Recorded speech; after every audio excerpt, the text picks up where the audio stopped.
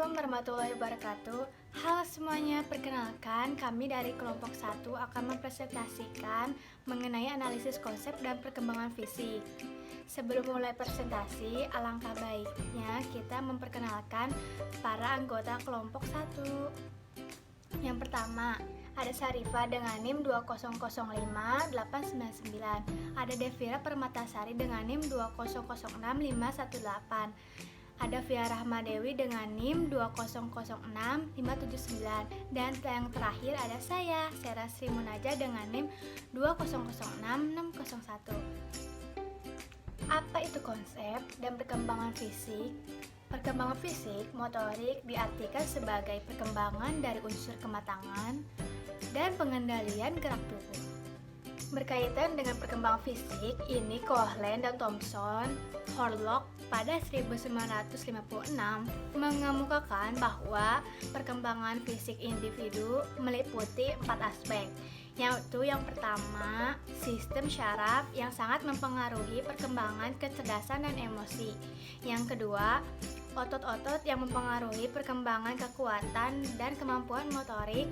Yang ketiga, kelenjar endokrin yang menyebabkan munculnya pola-pola baru seperti pada usia remaja yang berkembang pada perasaan senang dan aktif dalam suatu kegiatan, yang sebagian anggotanya terdiri atas lawan jenis.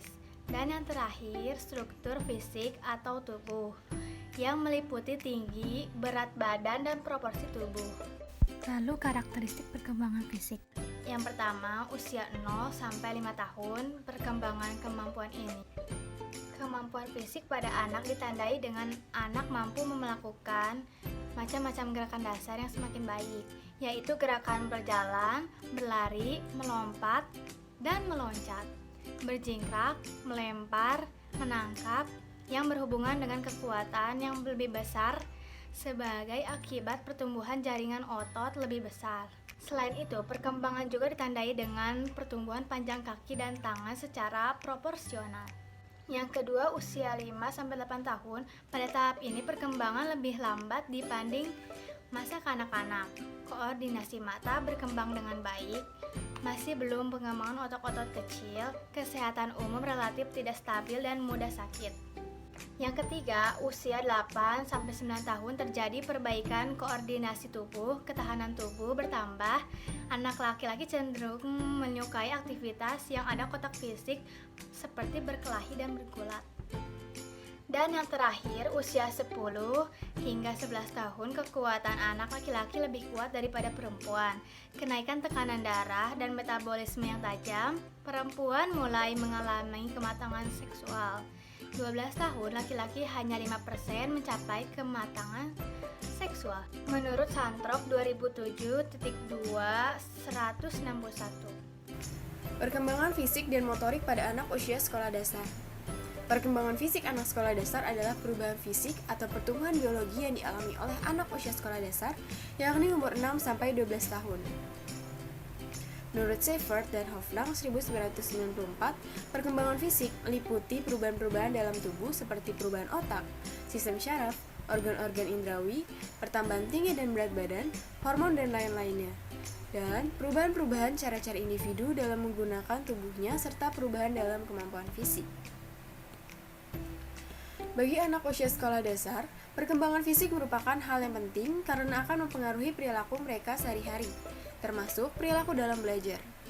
Perkembangan fisik yang dimiliki oleh masing-masing anak akan mempengaruhi persepsi mereka pada diri sendiri dan orang lain. Artinya, anak-anak yang memiliki kondisi fisik ideal akan lebih percaya diri, dan anak-anak yang memiliki kondisi fisik yang berbeda akan kurang percaya diri. Karakteristik perkembangan fisik anak usia sekolah dasar akan lebih difokuskan kepada tinggi dan berat badan, proporsi tubuh, dan otak. Di Indonesia diperkirakan penambahan berat badan hanya berkisar 2,5-3,5 kg dan penambahan tinggi 5-7 cm per tahun. Menurut F.A. Hodis dalam Mohab 1998-1999 halaman 43. Lalu sependapat dengan Musen, Conger, dan Kangan 1969, pada usia 6 tahun, tinggi rata-rata anak adalah 46 inci dengan berat 22,5 kg. Sedangkan usia 12 tahun, tinggi anak mencapai 60 inci dengan berat badan mencapai 40 hingga 42,5 kg. Pertumbuhan fisik pada masa ini, di samping memberikan kemampuan tinggi bagi anak-anak untuk berpartisipasi dalam berbagai aktivitas baru, tetapi juga dapat menimbulkan permasalahan-permasalahan dan kesulitan secara fisik dan psikologis mereka. Proporsi bentuk tubuh anak usia sekolah dasar, ada yang gemuk, terlihat berbadan besar, terlihat kokoh dan kuat, ada juga yang lemah tak berotot. Ketiga bentuk tubuh tersebut akan dipengaruhi oleh perilaku-perilaku sehari-hari, juga berpengaruh pada sikap dan psikologis mereka. Anak-anak yang berbadan gemuk biasanya sulit bergerak dan akan diejek oleh teman-temannya sehingga mereka akan merasa rendah diri. Anak-anak yang kokoh dan kuat, mereka cenderung memiliki percaya diri yang tinggi karena dapat melakukan aktivitas sehari-hari dengan baik. Anak-anak yang terlihat lemah dan tidak berotot biasanya akan menjadi ejekan teman-temannya karena kurang mampu beraktivitas seperti yang lainnya, sehingga mereka juga cenderung kurang percaya diri dan minder. Selanjutnya, untuk pertumbuhan otak anak di usia sekolah dasar, dapat dikatakan ukurannya hampir menyamai seperti orang dewasa. Artinya, bahwa pertumbuhan otak anak mendekati sempurna. Penambahan ukuran otak terjadi karena adanya perubahan-perubahan jumlah dan ukuran dari ujung-ujung syaraf yang terdapat di antara wilayah otak. Di samping itu, karena adanya peningkatan melinasi, ujung-ujung syaraf ini terus bertumbuh hingga remaja. Terkait dengan pernyataan tersebut, untuk mencapai kesempurnaan pertumbuhan otak, anak-anak perlu terpenuhi kebutuhan nutrisinya, tetapi di samping kebutuhan nutrisinya juga harus berinteraksi yang berkualitas diperlukan dalam pertumbuhan otak ini. Selanjutnya, dalam keterampilan motorik, anak sekolah dasar, seiring dengan pertumbuhan fisiknya, mereka sudah mampu mengendalikan dirinya untuk melakukan keterampilan-keterampilan motorik yang lebih terkoordinir. Sudah mampu melakukan keterampilan motorik kasar dan motorik halus. Hal ini disebabkan otot-otot mereka mulai menemukan fungsinya atau berkembang, sehingga mereka tidak dapat duduk diam dalam waktu yang lama. Anak SD juga mampu mengendalikan tubuhnya sehingga dapat duduk memperhatikan sesuatu lebih lama, namun perlu diingat bahwa mereka masih jauh memiliki kematangan fisik dan mereka masih perlu aktif. Anak-anak SD akan lebih tersiksa jika harus duduk diam memperhatikan guru dalam waktu yang lama. Mereka lebih senang berlari, berlompat, bermain sepeda. Artinya, anak-anak pada usia sekolah dasar lebih senang melakukan berbagai aktivitas fisik daripada hanya berdiam diri. Selanjutnya, terdapat faktor-faktor yang mempengaruhi perkembangan fisik pada anak. Perkembangan fisik merupakan pertumbuhan yang terjadi pada diri anak yang melibatkan perkembangan otak, sistem syaraf, atau yang bisa kita sebut sebagai perkembangan secara fisiologis. Dua orang anak yang memiliki umur yang sama, namun mereka belum tentu memiliki perkembangan fisik yang sama. Lalu, apa saja faktor yang mempengaruhinya? Terdapat dua faktor, yaitu faktor internal dan faktor eksternal. Faktor internal atau faktor dari dalam diantaranya adalah sifat jasmaniah yang diwariskan dari kedua orang tuanya, atau yang biasa kita sebut sebagai faktor genetik atau keturunan, yang merupakan modal dasar dan memiliki peranan yang sangat penting dalam tercapainya perkembangan fisik anak. Lalu yang kedua, terdapat kematangan. Seorang anak yang memiliki gizi yang cukup, namun jika kematangannya belum sampai, maka pertumbuhannya akan tertunda. Selanjutnya, faktor eksternal atau faktor dari luar. Di antaranya adalah yang pertama, kesehatan. Seorang anak yang sehat dan memiliki tubuh yang baik akan berbeda perkembangan fisiknya dengan seorang anak yang sakit atau sering sakit-sakitan.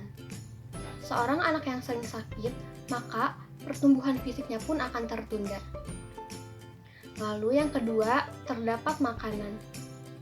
Seorang anak yang asupan gizinya kurang, maka pertumbuhan fisiknya pun akan tertunda.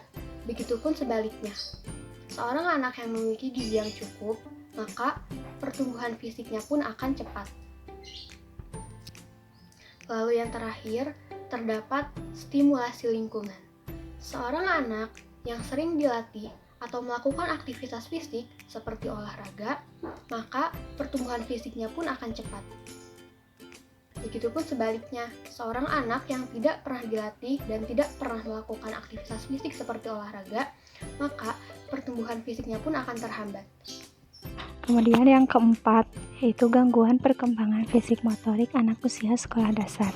Yang pertama, gangguan yang sering timbul dalam pertumbuhan dan perkembangan anak usia sekolah dasar, salah satunya yaitu gangguan pertumbuhan fisik dan perkembangan motorik anak. Ciri-ciri dari gangguan fisik dan motorik anak usia sekolah dasar yaitu mengalami kelainan atau cacat yang menetap pada alat gerak atau tulang, sendi, dan otot.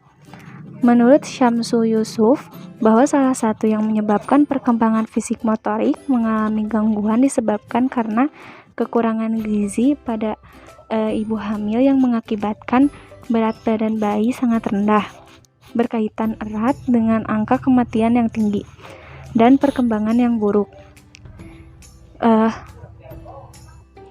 Lalu yang kedua ada Down syndrome.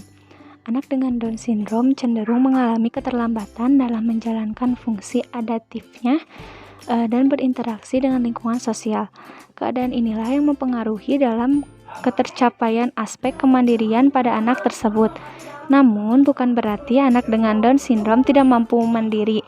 Mereka tetap bisa mencapai kemandiriannya, hanya saja berbeda konteks dengan kemandirian anak normal pada umumnya. Nah, adapun kompetensi yang harus dicapai oleh siswa sekolah luar biasa, yaitu lebih menanamkan sikap sosial siswa. Pembelajaran di SLB ini tidak mengutamakan tercapainya kompetensi dari mata pelajaran, akan tetapi lebih mengutamakan sikap kemandirian siswa terhadap diri sendiri dan sikap sosial siswa terhadap lingkungan sekitar. Sekian dan terima kasih dari kelompok 1. Mohon maaf bila ada kesalahan. Wassalamualaikum warahmatullahi wabarakatuh.